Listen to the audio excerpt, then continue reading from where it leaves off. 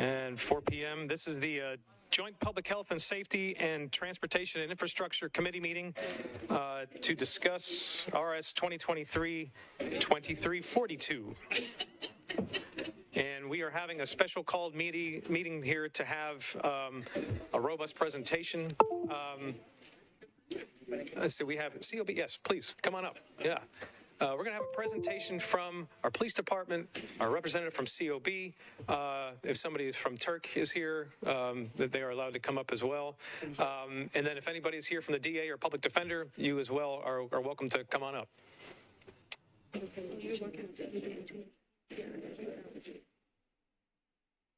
to see you. Dylan, thanks for being here. All right. So while they're getting set up with the tech, we did have, of course, pursuant to Tennessee Public Chapter number 300, time is reserved for public comment on legislative items appearing on this committee agenda. And so everybody is allowed 2 minutes to speak. And we have 3 folks who hopefully are here to speak on this. I'll go in order. Nicole Williams is here. So come on up. Okay. You know the drill. Name, address, and then you have 2 minutes. Thanks for coming. Do I get a timer? Who's got the timer? Can we? Okay, well, my name is Nicole Williams, 2028 Edison Park Lane. Do I have a timer? Ready? Good. You got it. Okay. I'm here to speak in opposition to full implementation of the LPR program. So setting aside the fact that there's no data to support the claim that license plate readers lead to meaningful or sustained reduction in violent crime, I have serious concerns about the department's ability to comply with the provisions of the ordinance that you all spent nearly 18 months working on. From the start, there were missteps regarding signage. There have also been deficiencies in MNPD's reporting and their policies and procedures. For example, the ordinance required MNPD to provide the number of misreads as a part of their bi-monthly reporting. That information has not been provided.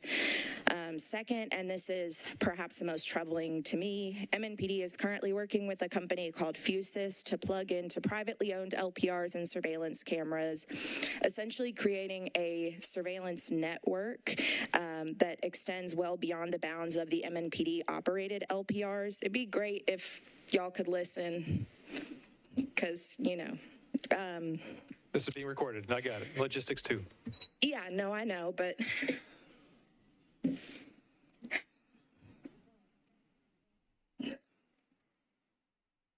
it just doesn't feel like anyone is taking this seriously. Like, I can't get my own council member to ask questions. Currently, there are 730 registered cameras with Fusus and 204 integrated cameras where MNPD has real-time access to the feed. We don't know where those cameras are or whether they're LPRs.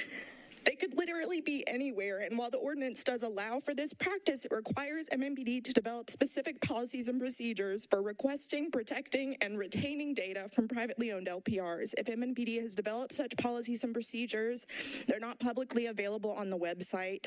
This is concerning since I know from my own reporting on this topic that MNPD has used data from privately owned LPRs. Third, the public has no information about the proposed cost of the program, as the pilot program has been contained within the context of an open procurement. We have no clue what agreements MNPD has had in place or who the proposed vendors are. So I would encourage you all to vote against this. We appreciate you coming. Thanks very much. Kathy Carrillo, are you here? Come on up.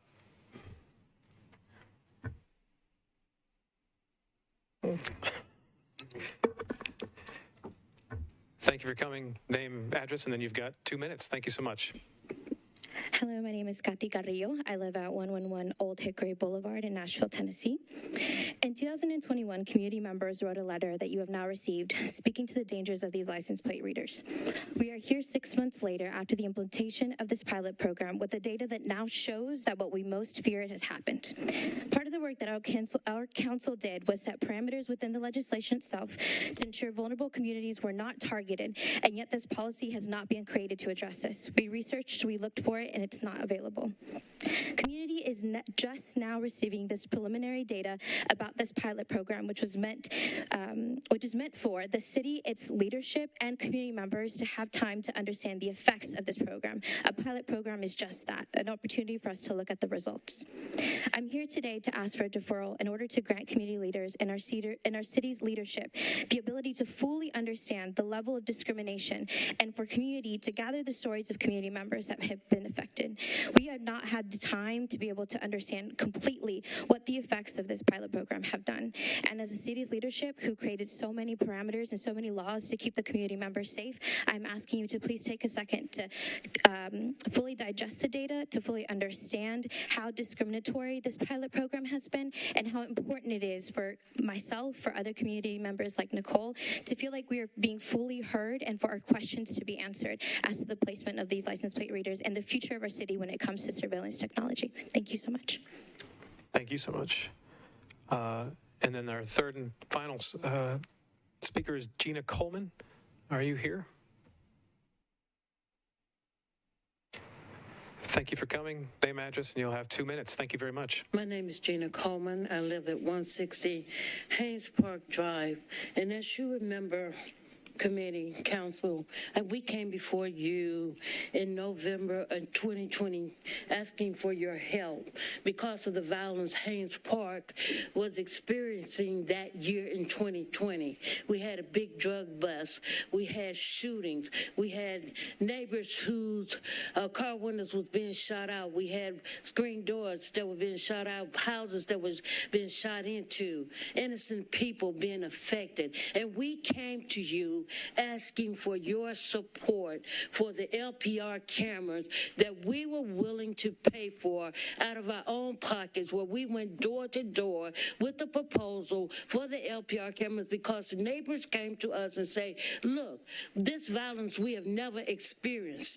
We are willing to pay for private security cameras. What can we do? So we got with a private company out of Atlanta, and we said to the neighbors, look, we can't do this by ourselves. United we stand, united we plan, united we can, as we take each other's hand, and we ask everyone in the neighborhood for $100. We advocate for let me be clear, we advocate for the LPR cameras. We came to you guys saying, we didn't even tell you about that.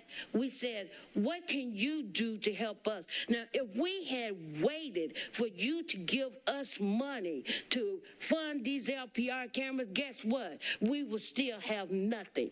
We have taken up $12,000, 21, 22, and 23, and we have paid for these cameras out of our pocket. So when someone comes in West Hamilton Road, one way into Haynes Park, one way at Kings Lane, and when that happened, people paid. We have peace in our neighborhood. But if we had waited for you to fund that project, guess what? We would have nothing. Thank you, Ms. Coleman. Yeah, thank you very much. All right, appreciate our three speakers being here. We're next going to get into the presentation from our police department, public defender, if you're here, DA's office rep, as well as COB and Turk. So to Ms. Carrillo's point, I want to make sure that everybody has time to digest all the information that you're about to get, and especially to the rest of the body who's not here. So after the conclusion of this presentation, maybe some brief questions, I am going to recommend a one-meeting deferral so that we do have time, and the public has time as well, to watch this video and digest everything and give us input. So with that, we'll start with our police department representatives. You can introduce yourselves as you speak. Make sure I hit the right test. Hello? Working? Test. I think so. All right. Good afternoon. My name is Greg Blair. I'm Deputy Chief of the Metropolitan Police Department. Thank you for having us here to talk about the LPRs, and hopefully we can answer your questions from our pilot program. This was a limited pilot program to see how we would use it and how it would be beneficial to the community, and it was entangled with an RFP, which means we have vendors that are trying to do business with us. These were our goals for the pilot program. Yes, the technology works. It reads a tag, sends a notification that that it was matched against NCIC, needs to be verified, and the technology works. It's very useful. As you can see, that we worry about the ordinance. Does it work? Yes, it's helped out. It was very beneficial. The policy, did we effectively have controls over it? Yes, we did. Future deployments, we'll get to that in a little bit. And did we manage the program well? Yes, we did. To my knowledge, there's been no complaints. I've been notified of nothing, and it's been a very successful pilot program. As for which vendor or vendors will be selected, we're in an RFP. We're at a pause right now. Once council votes on this, and it is a positive vote, then the RFP will start again, and then we will probably be done with this whole process by the end of September or early October. So as we look at this, I've heard a lot of stuff of what the police department would do when they had LPRs and this, and I've heard from different things and took it all into consideration. But one thing I did not hear is how it impacts victims. So I want to cover about this a little quickly, just a little bit about victims. This case here was a 6-year-old individual. He was identified through an LPR. As the investigation shows, this stuff was all in his room, ties back to 6 victims. People lost their license, their ID cards, their keys. There's ammunition there, license plates. Those 2 machines there are used to make fobs. So sometimes when people call us, they say, I know I locked my car, but my car got stolen. Well, people are creating new fobs to steal people's cars, and that's what this shows. Let's look at the other side of it. This is a 16-year-old kid. If he keeps going down this path, he's going to go down the wrong way. If we can intervene, if we can find the person that can have influence on his life and ask him one simple question: what's it going to take for you to change your ways? When we arrest somebody, that is the opportunity. We have their full attention. We need to take advantage of that time frame and ask that simple question: what is it going to take for you to change your ways? Next one is tied to a car that was taken during a robbery. One of these guns are stolen. I don't know which one, but one of them are stolen. That is an extended magazine there. Please keep that in mind. We'll talk about that here in a little bit. But this hit on multiple LPRs. The officers did not start a pursuit in this one. They took their time. They formed a plan. They followed this car. They got aviation involved, the new helicopters that we purchased, to follow this car until they found a place that we could safely take the 3 suspects into custody. And we did. Here are 3 more examples. The top one is a historical example from the historical searches. This young lady was raped by 2 males repeatedly as they drove around town, and then they used her debit card to take money out of her account. The detectives were able to use the historical data to identify the suspects and bring them to prosecution. The next case is a domestic case, was an armed robbery and a kidnapping. This individual stomped this lady, assaulted her, and took her car. She tried to prevent him from taking her car. She got into the car, half in, half out, as he backs out the driveway. He pulls her into the car. She tries to call 911. He throws her phone out of the window, drives her to another location, takes her out of the car, assaults her again, and then leaves. This is in October of 2022. In March 16th of this year, his car hits on multiple LPRs, and we're able to take him into custody safely. The last one, just here recently, hit downtown on an LPR. This car was stolen out of Florida, and it was a national man that was recovered here. The reason I have this here, if a victim's car is stolen here in Nashville and it's recovered in Florida or Georgia or wherever, how are you going to get your car back? You know, in Nashville, you have to have a car. How are you going to get to work? How you can get to the grocery store? How you can get your kids to school? How you going to get to the doctor? How are you going to live your life without a car? It becomes very, very difficult. These cars are very important to all of us. Just imagine when you go to the shop what plans you have to do for your car. But these people don't know when they're going to get their car back. One of our 3 pillars is precision policing. The community in 2020 wanted us to change how we did business, so we have. We focus on who we need to focus on. Through the pilot program, we believe that 71 million license plates were read during this pilot program, and we arrested 112 people. That is the definition of precision policing. Out of that 112 is 103 individuals that we've been dealing with since 2007, and they've been arrested 829 times on 1,593 charges, and you can see there all the charges that they had. So the other side of the coin, there's 9 other individuals right there. They don't fall into this group. That's 9 more opportunities to interact with individuals to ask them the same question. What's it going to take for us to get you to change your ways? When we do precision policing, this is multiple tags, I'm sure, were going about their business. These LPRs were located in intersections that affected all of us. Somewhere along the last 6 months, if you traveled through Nashville, you went past these LPRs. The police did not interact with you. If they did, I would love to know. The feedback I received from the community in our email and questions that I received has been very, very minimal. In the beginning, we received just curious questions, but I haven't received anything since March. Our authority to move forward on this was the ordinance. We developed our policy to follow this ordinance to make sure we stayed in compliance with it. And just a little side note here, our top 3 things on historical searches are this right here. Gun violence was number 1, homicide was number 2, and assaults was number 3, tied with stolen vehicles. In your packets and the additional information on the back end will show you the chart of the number of historical searches that we did was 153. Also on the fall behind that shows the form that the detectives and officers have to show us why we need to do the historical search, and they have to meet the ordinance for that to occur. Quadrants, how we determine the quadrants. We were told to have 4 equal quadrants. What we determine is based upon population. There's also information here on area. There's also crash reports and then calls for service. If you see in quadrant 2, it has the second highest calls for service. Quadrant 1 is number 1 in this area. This was balanced. Our strategic development division is the one who put this together for us. After we determined the quadrants, we had to determine where we would put the cameras. We wanted everyone to be affected by this so that we put them in the intersections so that everyone would have to pass by them. By doing this, we took the criminal data from 21 and 22, our Part 1 violent crimes. You can see up there what they are.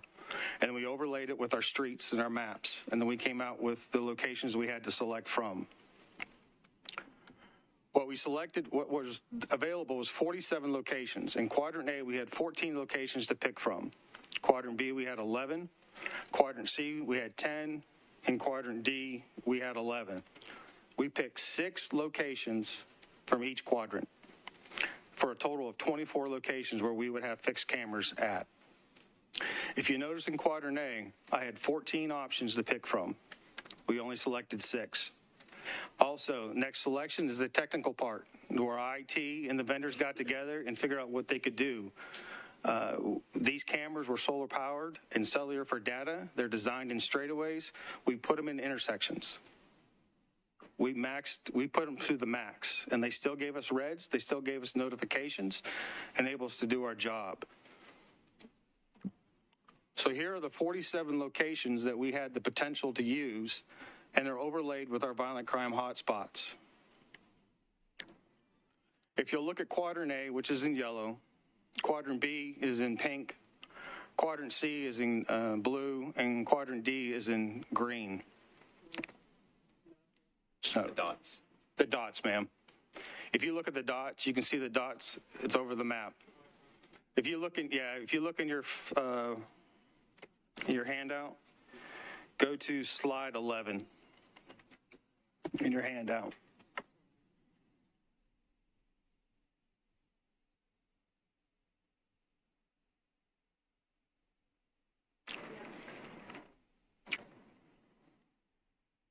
So for example, in Quadrant A, I had 14 options. In North Precinct, is anything past I-24, as you see it comes down there by Trinity Lane? That is North Precinct. On the other side is East Precinct. North only had 3 options in Quadrant A. East had the most options. If I would have put all the LPRs in East Precinct, that would have been disproportionate. Quadrant A is made up of 3 precincts. We put 2 in Madison, 2 in East, and 2 in North. It works better when they're close together so you can get multiple hits. The reason you want multiple hits, it gives a direction of flight. The more direction of flight that you get, the easier it is to get the suspect into custody. There have been many occasions during this pilot program, a vehicle hit an LPR, and we never see that vehicle again. So to get them close together. Other quadrants did not line up like that. This really became effective to us, understanding this, about halfway through the pilot program when we understood this. We learned a lot from this pilot program. So when you see that, the ones that we have, we'll talk about that in a minute, it comes down to like a J, like a lazy J. Here are the locations that we picked. And there's that lazy J I'm talking about, is Gallatin Pike and Old Hickory Boulevard, comes all the way down to Gallatin and Trinity, and then over and up to Mormon's Arm. Mormon's Arm has an apartment complex there that has its own private LPR. And quadrant D is the green, and then if you look down there in B quadrant, those are pretty far apart. Those are just too far apart to get a multiple hit. They need to be closer together. We'll talk about that in just a minute. The equipment we used were fixed cameras. We talked about this a little bit. They were designed in straightaways. We put them in intersections. We put them through the test, but they did their job. They gave us hits. We had 10 mobile LPRs, which no one is talking about. These mobile LPRs were assigned to our community fitness intelligence teams, one to a traffic division and one to the violent crimes. They go anywhere in the county and everywhere in the county. And some of our recoveries were done by them, and our summaries online attached to the reports that we did had the summaries there listing all the recoveries that anybody can read. And then we had 7 trailers. How an LPR works. It reads the license plate numbers and letters. It runs it against NCIC if it comes back on a hit. So what we're looking for is we're looking for a stolen vehicle, a stolen plate, a person with warrants. It also is hitting on sex offender registry and order of protections. A lot of our hits was sex offender registry and order of protections. We did nothing with those. On the warrants, when we pulled it up in NCIC, if there was no extradition, meaning they were not going to come get this individual, there was no reason to stop that individual. It is not illegal to drive through an intersection. So we didn't interact with those individuals. Part of this pilot program, the biggest thing we got were stolen vehicles and stolen plates was the biggest thing. 13 of our recoveries involved armed robberies. NCIC stands for the National Crime Information Center, and it is governed by the FBI and the TBI, and we are audited regularly by them. To stay in compliance with those agencies, we have what we call the TAC, is the Terminal Agency Coordinator. Their whole purpose is to make sure that we stay in compliance with those agencies. So basically, if you're going through an LPR and your car hits on that LPR, the chances you're driving that car are probably slim to none. Somebody stole your car, unless you're a missing person or an endangered person. So these could be used for Amber Alerts, Silver Alerts to help find our loved ones. Those are always positive things. Persons with warrants, and then if your vehicle is stolen, those are the biggest things. These are the definitions that we used for the officers doing the verification. I think the biggest thing we need to understand is we kept track. We did 10-day reads of the number of camera reads that we had, the hit notifications that we received, and then the verified hit. The verified hit is a dual process where we require 2 officers to agree that the numbers and letters in the state match up. During the pilot program, we also ran through NCIC to make sure that everything we were being told by the camera system was accurate, and it was. Then we put that information out into the field to our officers. We try to find the closest officer available to respond to that situation. If not, we bullet it to get somebody there as quick as possible. But I think what we have to understand is when you run through an LPR, you're already past that intersection. You're already gone. 5-10 seconds are already gone. That notification may be another 8 to 20 seconds. That car can be anywhere. That's why it's imperative to have another LPR or a safety camera system in place so you can track that car down so you can get the direction of travel. As that's going on, that's giving officers time to think and plan how we can get this person into custody safe. That's key. Before that, you get behind a car, you run the tag, it come up stolen, you flip the lights, now we got a pursuit. Now we got major liability going on. Now we have a whole process to go through. We can avoid that with an LPR system. We can work smarter. This is cheaper than hiring a bunch of officers. If I put an officer in an intersection, and all I want that to do is that officer just to run tags, it's going to cost us at least $800,000 because you're going to have 8 officers to do it. If we average officer is about $100,000 for easy math. We can put an LPR in there to do cheaper, and it doesn't take vacation. And it does it more accurately than we do it. The The results from our pilot program, over $1 million in value of cars that were recovered. We recovered 14 guns, 87 vehicles, 14 plates, 112 adults were arrested, 31 of those are juveniles. Now, a juvenile can do just as much damage as an adult, but they're a juvenile. We need to intervene in their lives and get them on the right path. That's our future. With 130 charges. So if you take that 87 and you divide that into the 1 million, it comes out to roughly about $12,000 in value of each car. That tells you where we stand, who's losing their car, and who needs it the most. It's not like they have a second car sitting around that they can drive. Also, Quadrant A has the second most calls for service. Quadrant A also had the second most stolen cars in our pilot program. First was out of county and out of state with combined of 28, and Quadrant A had 27. That is also in your packet listing all the way down the quadrants where vehicles were stolen from. Also in your packet are the addresses where the suspects live too, in pretty great detail for you. So looking from this, when we look at the guns, we have a program called NIBIN where we try to match shell casings, crime guns, to different crime scenes back and forth. 5 of these guns are related to NIBIN. 4 were ag assaults, where 2 of the guns were stolen from motor vehicle theft just prior to the ag assault. 1 involves a robbery. 1 weapon was seized was a Winchester 30-06. Another one was an AR pistol.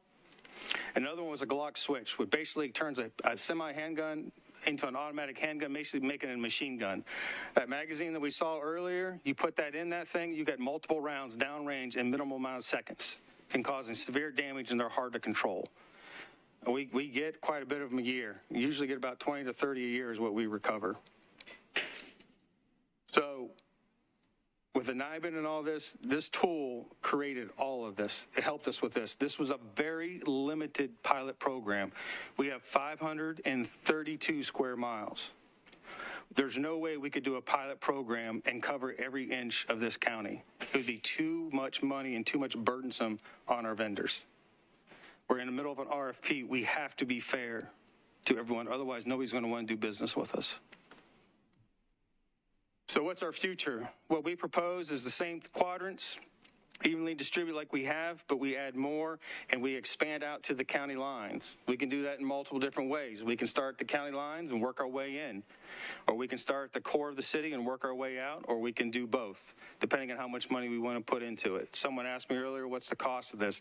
I don't know, because we're in an RFP. It really ties my hands into what I can say and do, but that's how it is, and I understand why we did it that way.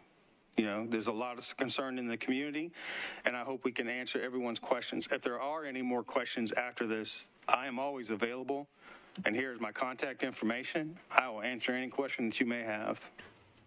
I want to thank you for your time. Thank you, Chief. Appreciate it. Chief Gilder, did you have anything additional? Are you good? Okay. We have a representative from the DA's office here, I believe. There we go. If you'd like to give any comments, I guess, is there a chair available? If you want to. They're completed. Can we move? Do you want to swap? Okay, you'll have to move that microphone over. We used to have a second one. I don't bite.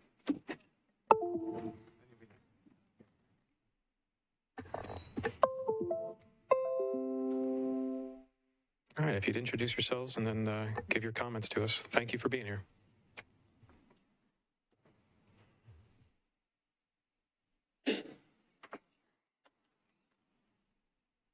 Good afternoon. My name is Jenny Charles, and I work as an assistant district attorney in Nashville. And this is my coworker, and I'll let her introduce herself. My name is Chantley Frazier, and I also work as an assistant district attorney in Nashville as well. First of all, thank you for inviting us here today. General Glenn Funk could not be here. He is sorry he could not be here. And what we would like to do is present to you some real-life scenarios in which license plate readers in addition to pictures of license plates, have solved cases. These are violent cases. These are cases in which people have had their bodies decimated by firearms, by individuals who have been cycling through the criminal justice system, unfortunately have not been rehabilitated since they were juveniles.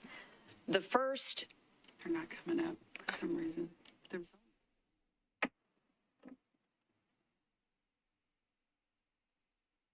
some. Can you pull up the email that I sent you? Is that? Yes. Okay.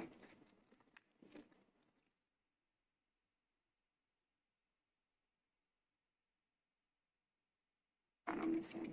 Got it.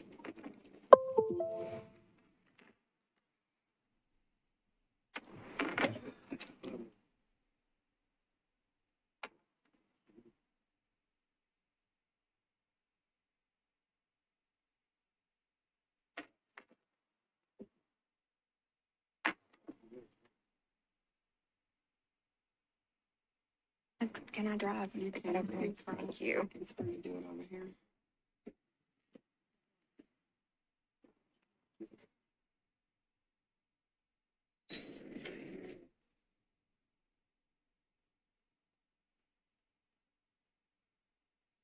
Thank you. I appreciate your help.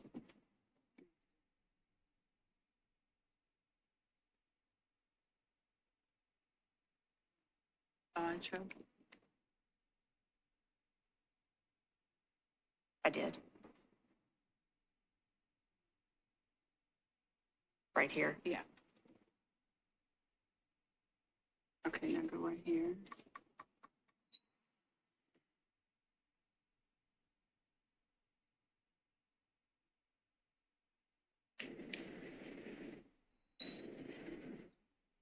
There you go. Now try to display it again.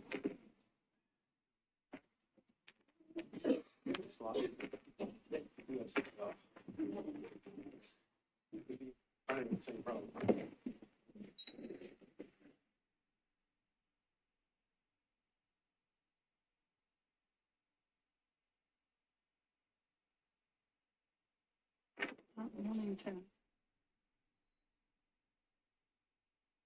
Okay, click on clerk laptop at the very top. There you go.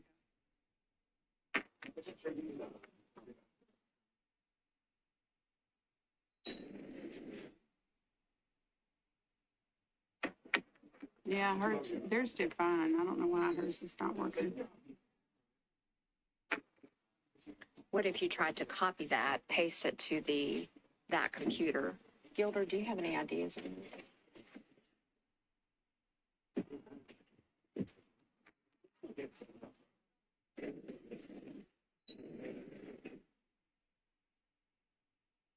Could I take this out and put it in that computer and display it on that We computer? can try it. You can try if you want to. I don't know. It's not working. For some monitors. Is there somebody here from IT? We have small.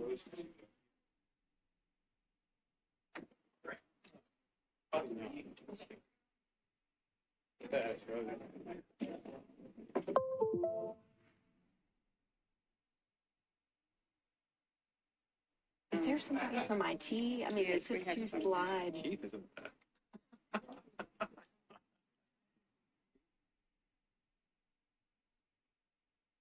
I would, yeah.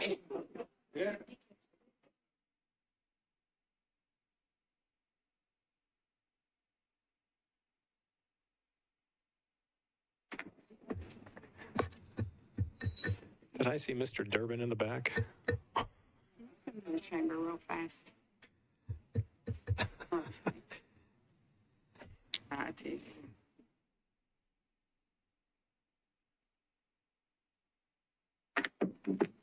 It's not working.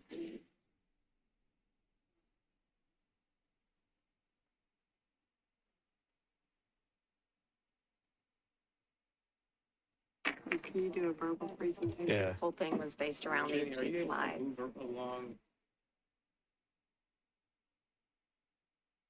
Not really, I apologize. I was given like 5 minutes notice to come. Our knight in shining armor here. We just got it. It's not projected on the two screen. I'm up here, but it won't come up there. So.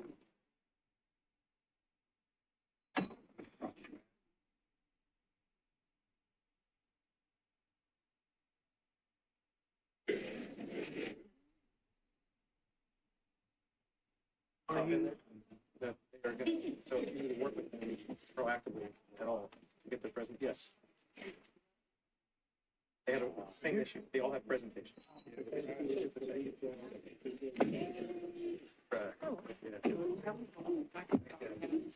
Sure. There you go, it's up. Make it, The other two, if they have presentations.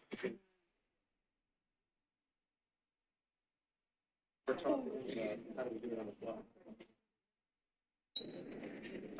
Won't you do it for all three? I thought I did. They have presentations as well. Oh, okay. That's going to be the issue. They have slides? Go to display settings. Might be set to extend.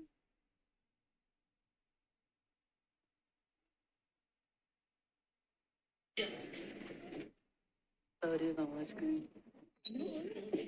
This one is the, Third, it's a third, third TV screen.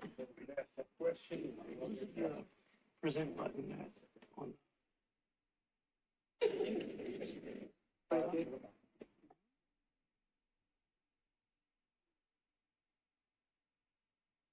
Oh, right go here. up. I understand. That's What what is that screen? Mm-hmm. Go up. Yeah, that's right. I can't read it in. Not put 3 as the main screen. Do you want to set and drive? 3 is the main screen.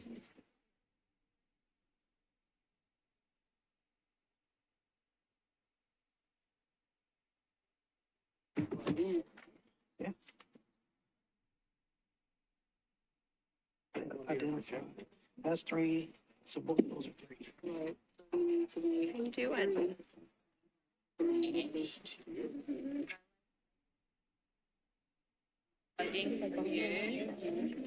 So the one, this screen right here. That's number 2. So put. Oh, she's trying to. That's that uncontested.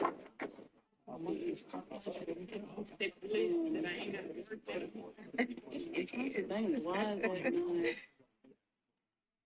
Was this screen open when it was working? Or is this a different one? No, it's the same laptop. It was working earlier.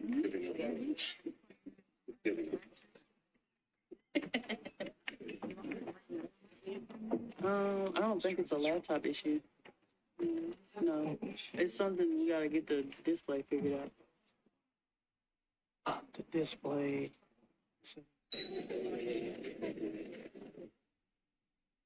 It kept like it, now that hasn't come up, so that might. Wants to grab it. They can't use the dock ain't buzzing. Right. No, I'm, you can see here on display. It's gotta just stay on this right here.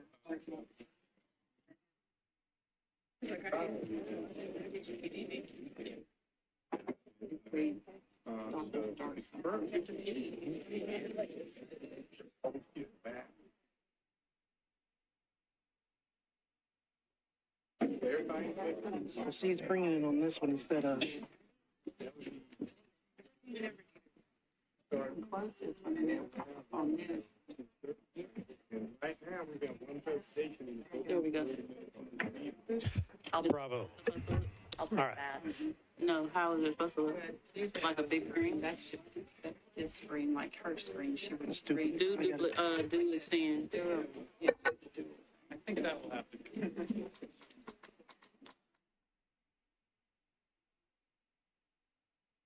No, you want me to do it? That's what I had it on. Okay. There on the top. PC screen? Right here. Oh, Top, okay, then swap. like different cases. Great, I don't believe. They won't let you do anything. Do that.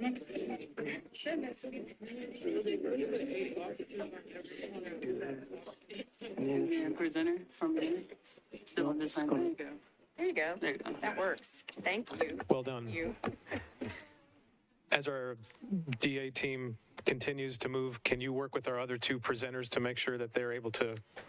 All right, so stick around, don't go too far. All right, thank you very much. All right, Mr. Earls, proceed, thank you.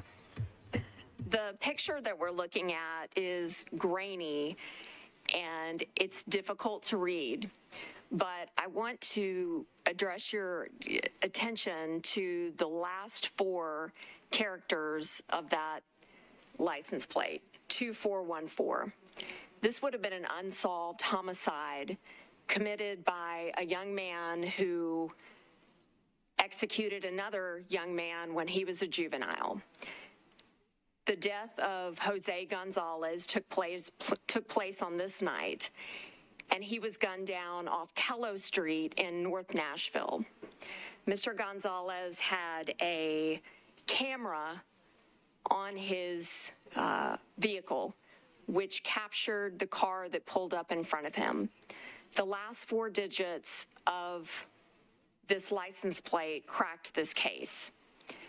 The detectives were able to locate the woman whose vehicle this was, and she advised them that she had lent her vehicle to her child's father, who was responsible for the death of this man. He is now serving time in the Tennessee Department of Corrections for his first murder, and this case is pending. The second slide I want to show you. This is a car that was parked downtown in an alleyway in 2020, right off of Commerce Street and 2nd Avenue. A disagreement arose over a dog downtown. Over a dog. There were 27 rounds exchanged and 8 people were shot.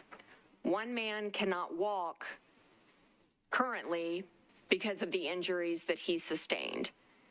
Again, without this license plate, police would not have been able to solve this case.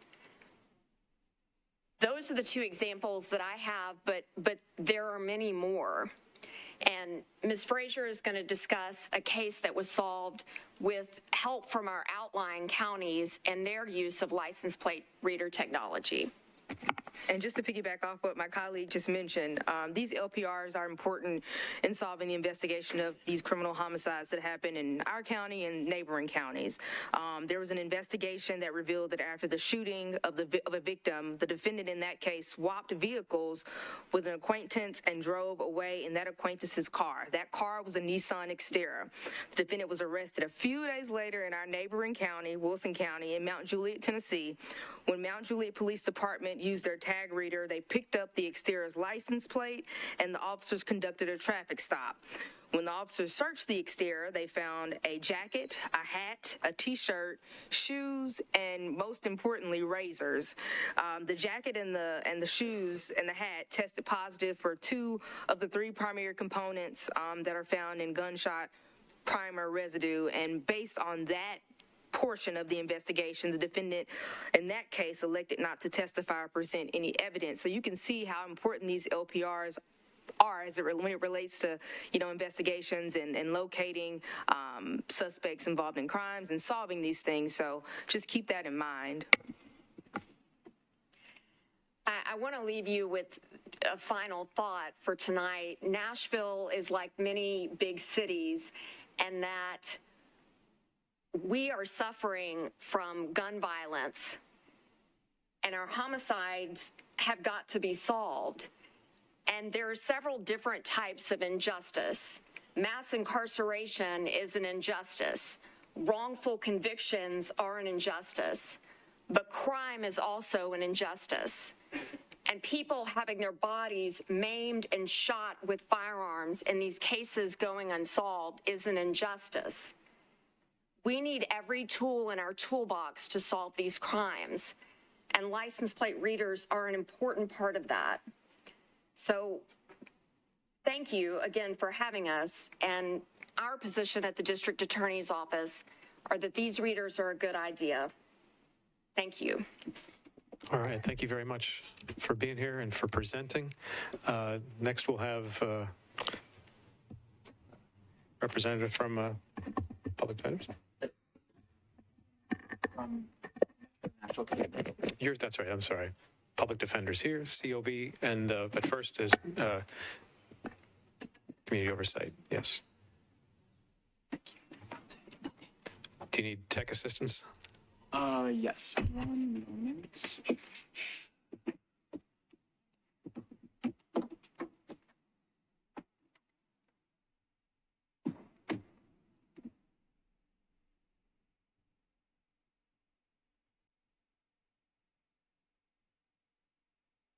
It looks like it's working. All right, and can you close the laptop down, because it's gonna, Yeah. there you go, and then hit from beginning.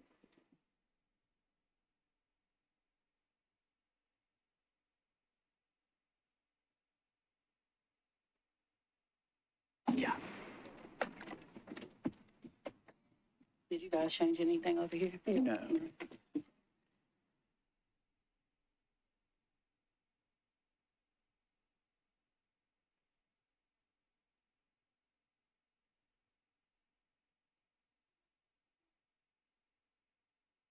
Up the third monitor, something's not plugging. Up that third monitor, what did you say need to be checked over here?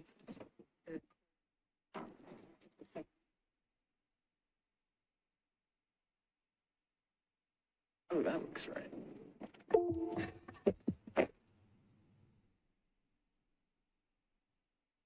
Yeah, he opened it back up, but I closed it. Thank you so much. Very good. Thank you again, ITS. All right. Thank you for being here, Metro Nashville Community Oversight. The floor is yours. If you would introduce yourselves and give your presentation. Thank you. Hi, I'm Jill Fitchard, the Executive Director of the Community Oversight Board, and I wanted to just address something really quickly before I introduce Dylan DePriest. And the first thing is, in your legislation, Metro Legal had asked us about complaints, and I just wanted to let you know and clarify that although we haven't received a formal complaint or individual complaints, because we only open individual complaints when a citizen comes to us with a claim of misconduct. In the instance of an LPR hitting leading to a stop, the citizen would not be aware that their stop was the result of an LPR hit unless the individual officer informed them. And even if the motorist was provided that information, it would likely not provide the basis of an individual complaint, because the use of an LPR would not in and of itself constitute misconduct or a Fourth Amendment violation. The feedback that we have received is more informed and it's more sincere. People are concerned about the overall use of LPRs and their placement in low-income, non-white areas of the city. They are concerned about Nashville becoming a surveillance city, specifically one where the racial and social economic disparities of our criminal justice system are exacerbated by technology. They are concerned about LPRs opening the door to facial recognition technology. So I'd like to introduce Dylan DePriest. He is our data analyst, and he's going to talk to you about license plate readers, the MMPD's program. Pull that mic closer to you. All right. Hello, everyone. My name is Dylan DePriest, and I'm the data analyst for the Community Oversight Board of Nashville. So today we'll be doing an overview of MNPD's license plate reader pilot program. So the LPR program stretched 6 months, beginning on January 22nd and concluding on July 22nd. And using the full 6 months of data, MNCO has created a series of heat maps exploring this LPR data over 5 different categories across Nashville. Those categories are hits, vehicle stops, vehicle or driver searches, arrests, and vehicle recoveries. Each category will then be mapped over race and poverty-based maps of Nashville that demonstrate the percentage of non-white residents and percentage of low-income residents by U.S. 2020 census tracts. And finally, MNCO has compared LPR data to MNPD's general vehicle stops data. An important thing to note is both the LPR data that we got for this analysis for the full pilot program and the general vehicle stop data are from MNPD's publicly accessible data dashboard. So first, these are the LPR categories we're looking at. Most of them are self-explanatory, but one important note is to look at the distinction between total hits and verified hits. So total hits represent every single read that a license plate reader catches, and verified hits are a subset of total hits that MNPD officers and the LPR program administrator have verified as valid hits from the NCIC law enforcement database. So verified hits are the only ones that actually get sent out for law enforcement dispatch. So from the full pilot data, on the public dashboard, we received data that there were about 1,300 verified hits, which resulted in 79 vehicle stops, 70 driver or vehicle searches, 73 arrests, and 80 vehicle recoveries. So roughly between 5.5% and a little over 6% of total verified hits. What we have seen from the data is that there are a disproportionate number of LPR hits in Quadrant A, which covers areas of North Nashville, East Nashville, and Madison. Roughly 42% of all verified hits took place in this Quadrant A. And within Quadrant A, there was a wide range of hits within LPRs, with the LPRs at Dickerson Pike and Trinity Lane and Gallatin Pike and Old Hickory Boulevard having more hits than the rest of the LPRs, with 137 and 124 respectively, compared to the average of 72 across the other 4 sites. So this heat map represents a data distribution with cooler colors, meaning lower number of hits, and higher, warmer tones reflecting higher numbers of LPR activity. So you can see from this map that the highest portion of LPR activity in terms of verified hits take place in this Quadrant A, around LPRs 5 and 1. So when we look at LPRs and their location based on Nashville, we can see here there are 2 base maps, one that represents the non-white percentage of Nashvillians by census tract, and one that represents low-income residents of Nashville by census tract. And from these graphs, you can see that the locations of LPRs pretty much follow the distribution of non-white and low-income residents throughout the city. When we look at the verified hits heat map overlaid onto these 2 racial and poverty maps, you can see that the areas where there's the highest concentration, once again, of LPR activity tend to be overwhelmingly in these high percentage of non-white and low-income areas. Some other noteworthy trends we noticed from the data were that nearly between 65 and 75% of all law enforcement action from LPRs, so these vehicle stops, driver or vehicle searches, arrests, and vehicle recoveries, took place in Quadrant A. Within Quadrant A, we saw that Gallatin Pike and East Trinity Lane had the highest value in all law enforcement categories. So now when we look at heat maps for the individual LPR categories, here we can see that trend of most of the activity taking place in Quadrant A personified. So once again, around LPRs 5, 1, and 4 in Quadrant A.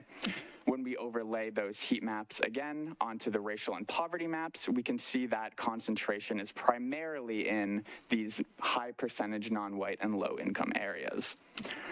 Driver or vehicle searches follows a very similar trend. Again, overlaid onto race and poverty, we can see these concentrations in these high percentage non-white and low-income areas. Arrest will once again follow that similar trend with high density in Quadrant A and high density in high percentage non-white and low-income areas. And finally, vehicle recoveries will show that same trend. Again, that same trend continues for the racial and poverty maps as well. So here we have overlaid MNPD general vehicle stops over LPR-initiated vehicle stops to see if there is any correlation between the two patterns. From this map, we can tell that MNPD general vehicle stops seem to be evenly dispersed throughout Nashville, with highest concentration in the center and extending north, south, east, and west along major roadways.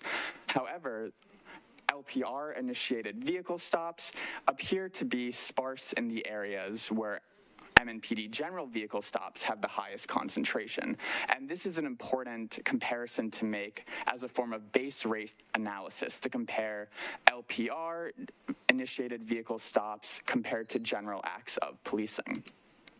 So when we look at those maps over the racial and poverty maps, we can see that distribution here as well.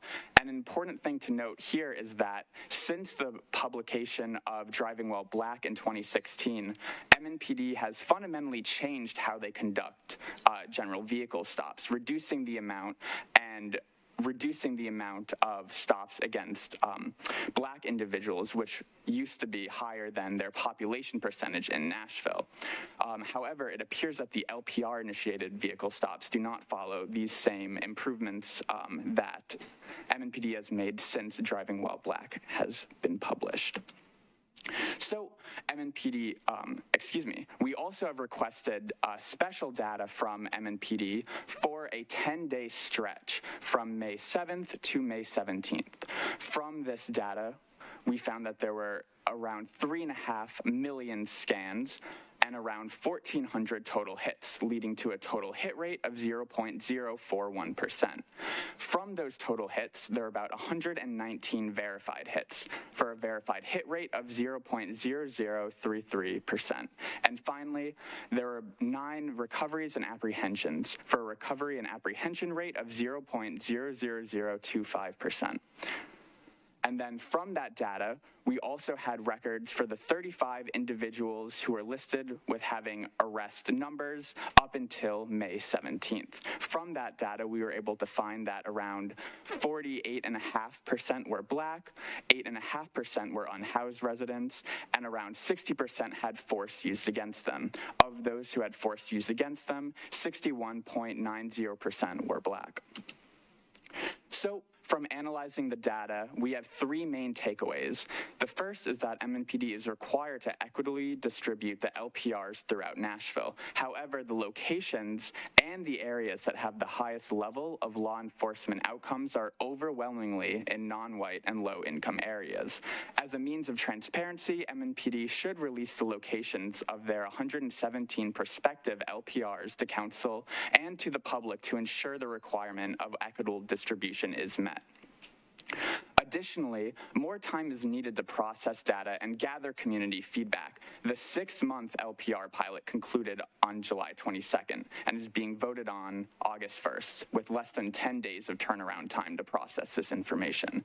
Further research topics could include types of warrants, charges, and residency status of those arrested, how LPRs affect houseless individuals, since we saw a surprisingly high rate in the arrest data we had access to, rates of false hits, etc. And finally, from Metro Ordinance 13880, before a full rollout of LPR pilot programs, there needs to be a cost-effectiveness audit. And so far, MNCO nor the public have received any information necessary to conduct a cost-effective audit of LPRs for Nashville. That is all I have to say, so I will invite Judith Claire June from Turk to share voices from the community. Thank you for your presentation.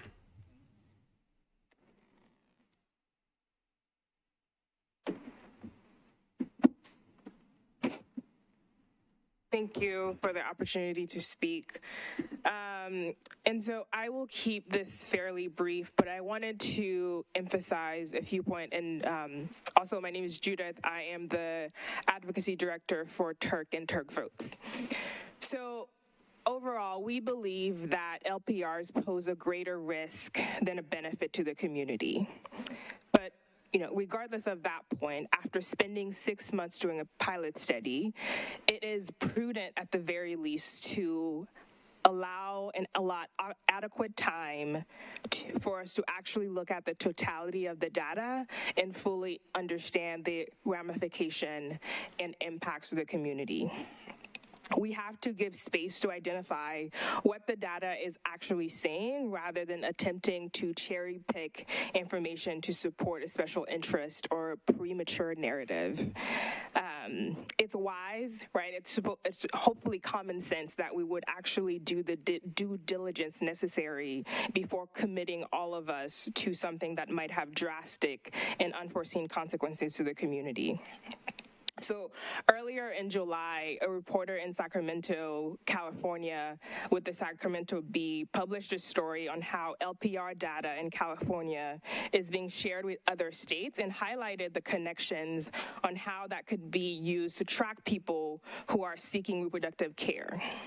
Point being, there are so many ways, especially given the context in Tennessee, the context with our legislature, that this data could be used. And just hearing the sheer volume of data, we have to be really intentional and prudent on how, what's happening with this information. And right now, there's no way to actually safeguard this data and guarantee that people's information will not be used later to harm them. The risk is just too big.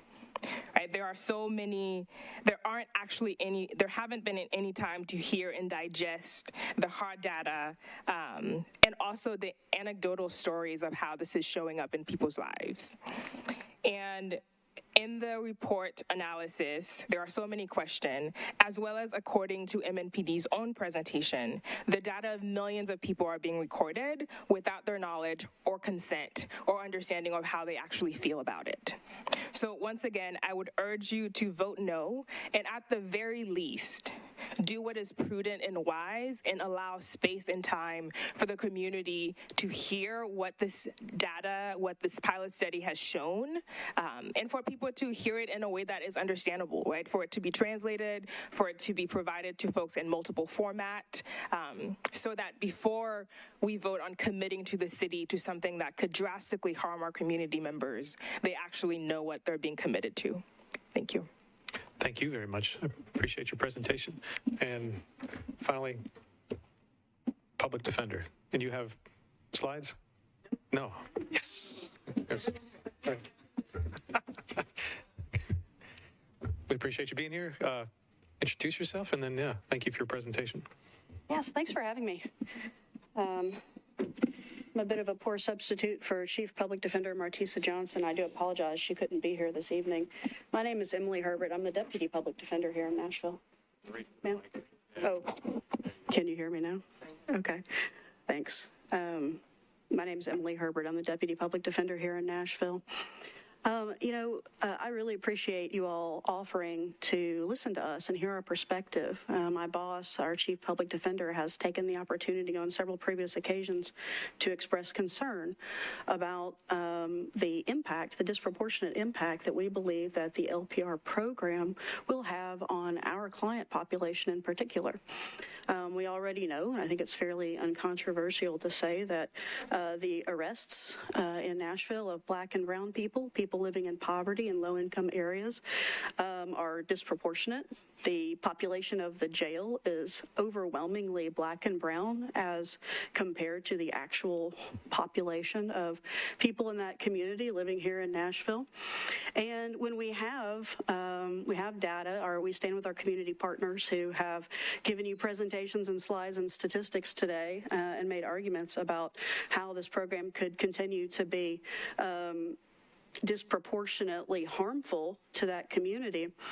And I think that, we would continue to say that because of that, the risks outweigh the benefits. Would also submit to you that, we're choosing as a community, and I'm a Nashville native, this matters to me personally every bit as much as in my capacity here today as a public defender. We're choosing to cede our privacy interests in the, in the interest of public safety. Well, public safety doesn't just encompass solving crimes. It encompasses preventing crimes. We could be investing in a better educational system. We could be investing in community mental health care. I won't go all the way down the rabbit hole of that particular soapbox, but I do think it bears mentioning that when we know that this program certainly could have a disproportionate impact on people who are more vulnerable. And we're talking about public safety, but we're not talking about every aspect of public safety, because again, prevention is public safety, and also undermining the trust of these vulnerable communities, such as people in our immigrant populations who are concerned about how this data will be shared and utilized. Not to reiterate everything that's been said, but I think that we need to take into account the full breadth and width of what public safety means, and that actually encompasses everyone. And so while we absolutely do oppose this bill and ask you to vote no tonight, I would say that we owe it to our community and to ourselves to do our due diligence to make sure that we have very precise rules about what this data is, how it's going to be used, how long it's going to be kept. We need to make sure that we have all of that nailed down and tight before we rush a vote to expand it. Thank you very much. Thank you. Sincerely appreciate all 5 groups that were here to present on this. I'll turn it over first to Councilmember Pulley, who chairs Transportation and Infrastructure, where this bill will be heard at both committees. Councilmember. Oh. Thank you, Chair. I did want to thank and reiterate the Chair's position, thanking everyone for their presentations. This is very helpful. I do want to also add that we all know this is a very, very extremely important topic, both to the council and very important to our community. I think this deserves a very robust debate and question and answer period, and I do not believe that we can afford that opportunity for the kind of robust debate this deserves at the current setting. So it is my recommendation to you all that you consider deferring this one meeting and setting up an opportunity for us at the next meeting to have a robust debate on this issue and question and answers regarding these presentations. And to that end, the presenters will also make themselves available so that when we've had the opportunity to digest all of these presentations and come up with clarifying and questions and comments, that we can do it at the next meeting. So my recommendation is one meeting deferral in Transportation Committee, and if we want to do that, we can debate that. So we have a motion for a one meeting deferral. All right, comments on the deferral. Councilmember Porterfield, I heard saw your hand up come up first. So this is just transportation infrastructure. Yeah, this is just Transportation Committee, but you're welcome to speak. Yeah. Oh, I'm sorry. That would help, wouldn't it? Councilmember? Thank you, chairs. Just one quick question. Will all of the speakers that presented today be available in 2 weeks? They will. Okay, it is our desire to get, or our plan to have them all available. Councilman Allen. Oh, sorry. Thank you, Mr. Chairs. So in order to make use of the time in between, would it be possible maybe to set up the kind of website we frequently do where we could send questions to a central spot and perhaps have answers pasted there? I'm not sure who I'm pointing to say who do we send them to. We can follow up on that and make that happen. Okay, so I'm guessing perhaps Margaret is who we send those to. Thank you. I think that would enable us to make use of all the time in between as well. It's a great idea. Councilmember Rosenberg. Thank you, chairs.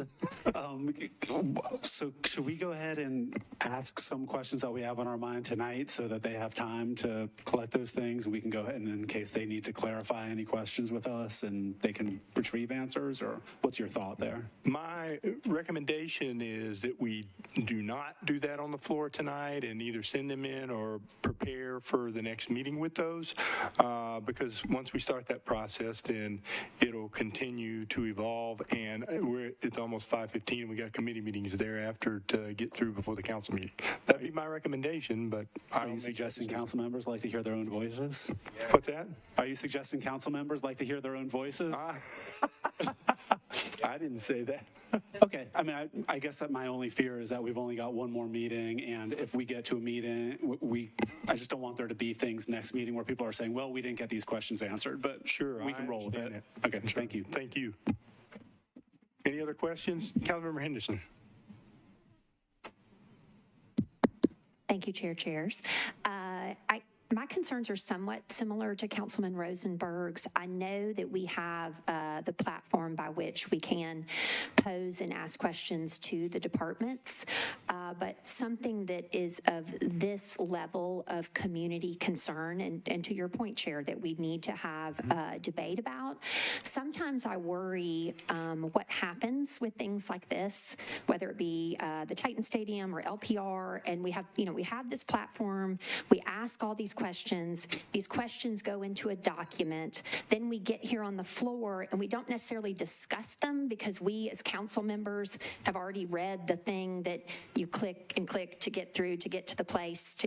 And so I guess I want us to please make sure that we balance any sort of preliminary questions that we're having. I don't think that necessarily means that colleagues should not re-articulate those questions on the floor, because I think in some regard, in an effort to streamline or get it all done ahead of time, then the community that is very concerned about this doesn't hear us having the debate, and I do worry about that. So I would ask us please just to be mindful of that. I'm not saying we don't pose questions in between and put them in some place, but I would ask that the administration and the departments not then use that as a tool to kind of say like, well, we already answered that, we already did that, and we can't talk about it here again on the floor. Thank you. I agree with you completely, and my strong recommendation is that we do ask those questions on the floor as council members, so for the reasons you articulated, I appreciate you bringing that up. Any other questions relative to the deferral motion and transportation? Councilmember O'Connell. Thank you, Mr. Chair. I just wanted to confirm, I think we've done this a few times before. Am I correct that we would, my recommendation, and I hope this matches your expectations, we would send those questions we would want more information about based on that information to Ms. Darby in the council office. Is that fair? Yes, sir. Thank you. Great. Thank you. Appreciate that. Thank you. Councilmember Hurt. I don't necessarily have a question, but it does. I'm similar to Council Members Henderson and Councilmember Rosenberg, but I want to also consider the fact that we are in an election season, and when we defer this, it's going to be up to a new council, and I think that they should be the ones to vet this more if they're going to be the ones to vote. Let me clarify the deferral motion. Is to defer one meeting. So we this motion is not to move it to another council. It's to defer to our next meeting, which will be our last meeting. And if such a motion were to be made, it would have to be made at that meeting. Does that make sense? So our deferral motion is just to move this to the second meeting in August and for us to have a robust debate about this amongst ourselves. And then we can take whatever action we deem necessary in 2 weeks. So I'm not sure if that's enough time for us to have an adequate debate, because if there are still pending questions. And that could be the case, in which case you could take that action at the next meeting. Does that make sense? It does. Okay. But again, I just don't think we need to rush it. I think we need to ensure that we thoroughly vet. Because I've gone, I've had personal issues that has impacted me. Understood. Thank you very much. Any other questions relative to the deferral motion in Transportation Committee? Seeing none, Transportation Committee, your vote, all in favor of a one meeting deferral, raise your hands.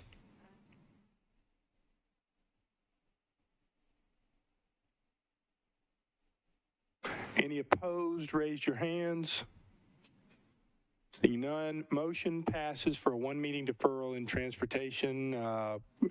Chair Syracuse, the floor is yours. Public Health and Safety Committee.